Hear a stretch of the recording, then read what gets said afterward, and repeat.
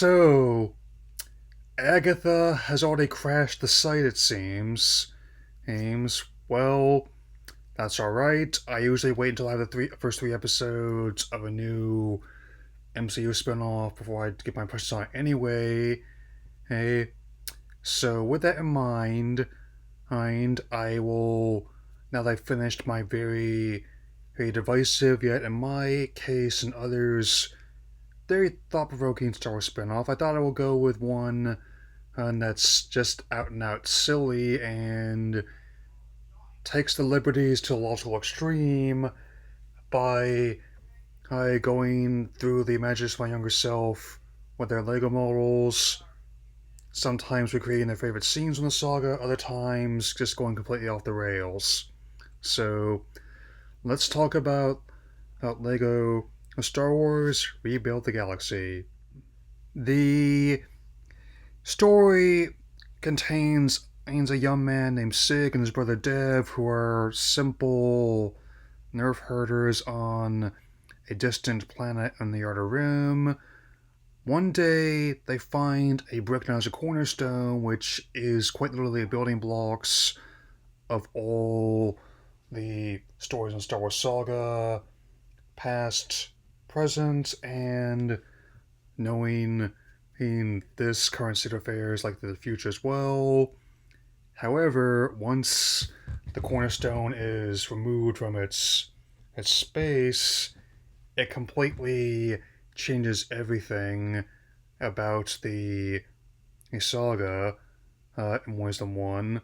So, with his brother Dev now being a Sith Lord and a reluctant Jedi Knight named Bob, it's up to Sig to help set things right.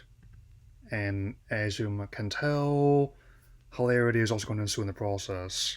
The show is is being headed up by a Benji Samit and Dan Hernandez, who, on top of previously doing script doctoring work for the sequel trilogy, have also contributed to other stuff I enjoyed, such as Detective Pikachu and Jurassic World.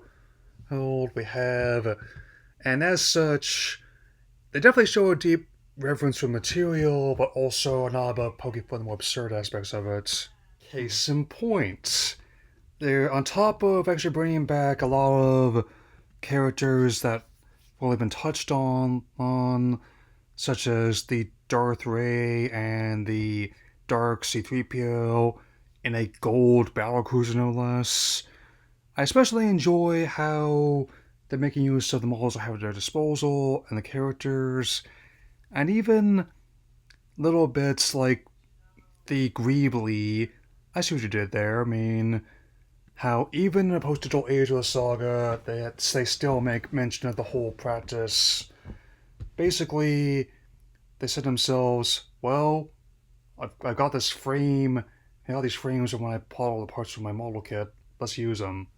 Basically how it works.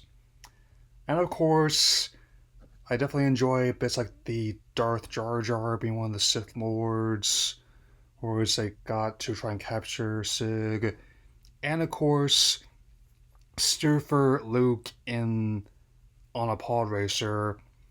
I am definitely getting that model as soon as it ships.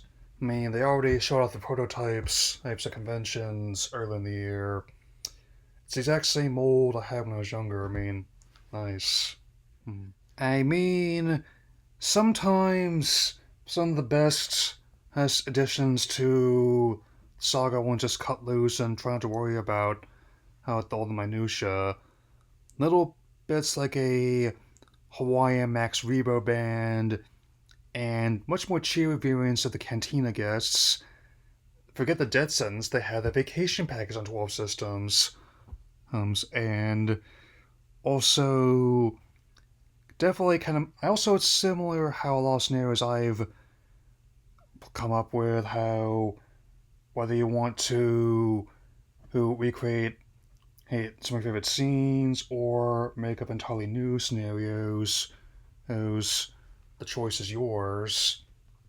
And I definitely am gonna be patiently waiting in these models, which are not just coming in the 25th anniversary of episode 1, which some of those ones are going to be shipping soon for the entire line. And some of them are, again, some of the molds I had when I was younger, but with a bit more chrome, as if to say, everything is chrome on Naboo. So, going to attempt to start Agatha All Along again, and after you see this, I've also got the Penguin lineup for tomorrow. I will likely be addressing that at once the first 3 episodes are live as well, so... And anyway, that'll be all for now. I'll see you all again soon. The force be with you all.